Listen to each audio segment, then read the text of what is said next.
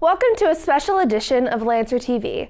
I'm Forrest, and today we're joined in the studio by Andrew Aydin. He is the co-author of the March series and run based on the life of civil rights leader and former Congressman John R. Lewis. Andrew, it's such a pleasure to have you here today with us. Well, thank you so much for having me. It's good to be with you. So, how has John Lewis's legacy affected your life personally? John Lewis changed my life. I started in his office when I was 23 years old answering his mail. Wow. And spent almost a decade and a half working for him. I was his press secretary on the campaign, his campaign communications director, his digital director, policy advisor. I got him online, right? Wow. And it's been, and then the books, right? Like the books. And then, but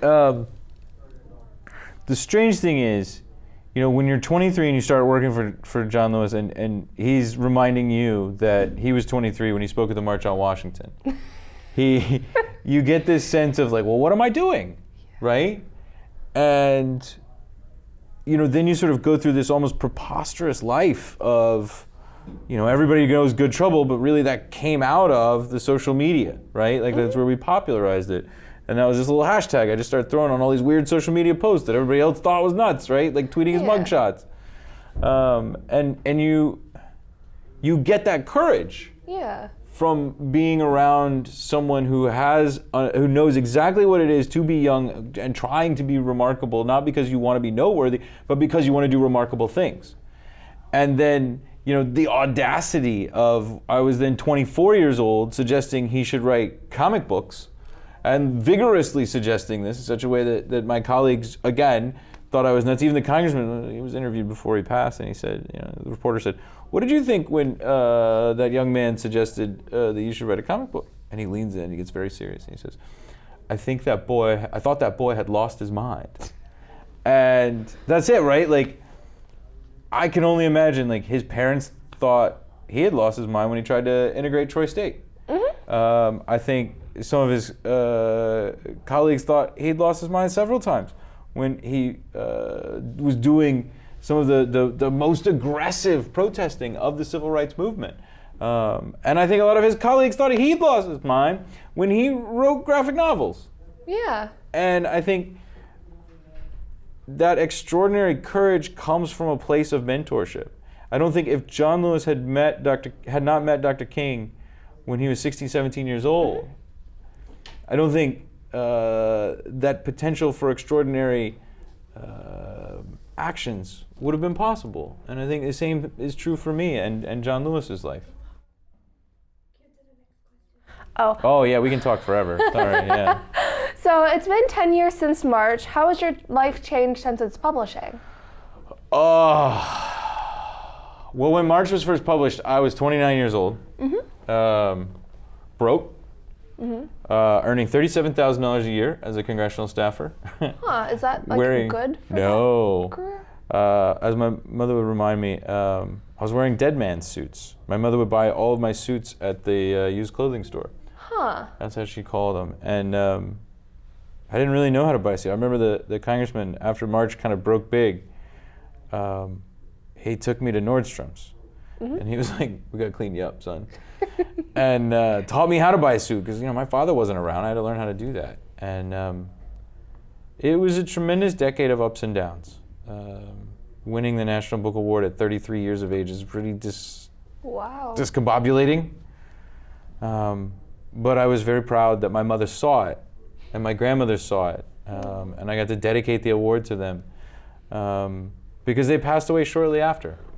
Well, I'm really glad they got to see that, and I'm so glad you were able to have that experience. Thank you. What has been the most inspiring thing you've seen on your tours? I know you've toured with the books and stuff. Yeah, Congressman and I probably did, I know we did hundreds and hundreds of events. We would go to libraries and schools, and I went to the New York Federal Reserve. We went to, all these fancy muckety-muck places. But the most inspiring thing to me is to watch how things have changed. Because I remember going to the New York Federal Reserve in 2015 and making a vigorous case for why we had to address the student loan debt crisis. And they laughed at me. I said, this is going to be a fundamental existential crisis for this country if we don't do something about it. And at the same time, I said, I believe we needed to teach March in every school in America. And both times, this room of fancy, well-educated, well-heeled individuals laughed. And now, 10 years later, March is one of the most widely taught graphic novels in America. And finally, the federal government is starting to acknowledge the student loan debt crisis.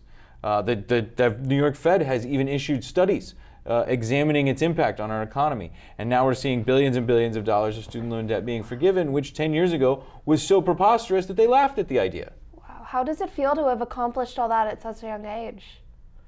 Well, I'm not that young anymore. I'm over 40, but I appreciate the sentiment. No, that's the thing, right? It ages you. I think sometimes you feel very young and sometimes you don't.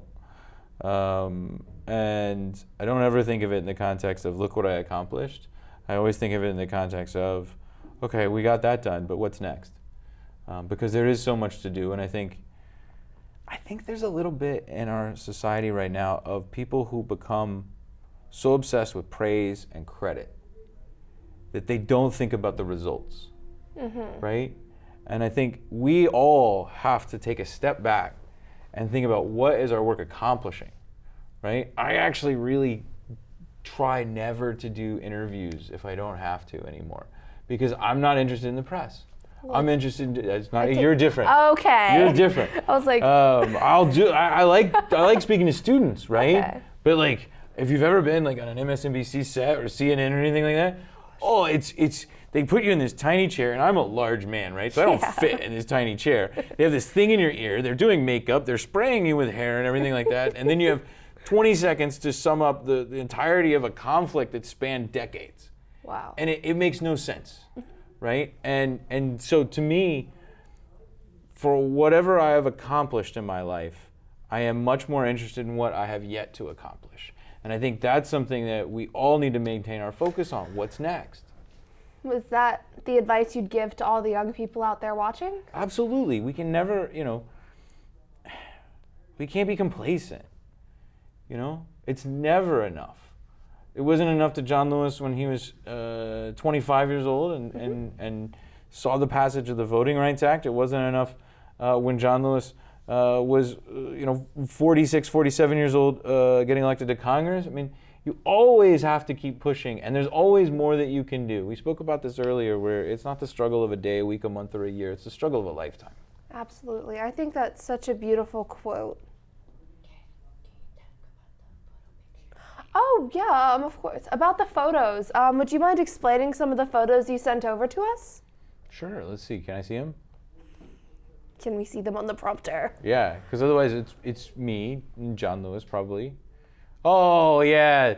So that is the third Children's March at Comic-Con. And I love that photo because you see it's the congressman and I whispering to each other, right? We're leading thousands of people through the San Diego Comic-Con, right? And you can see all the people behind us and you can see the students in front of us, right? And the idea was also key is we were dramatizing the conflict. Mm-hmm. We made March, we had done all these things, but it was to teach the next generation how to march. And here in a single picture, we're showing these young people marching and John Lewis behind them, helping them, showing them the way.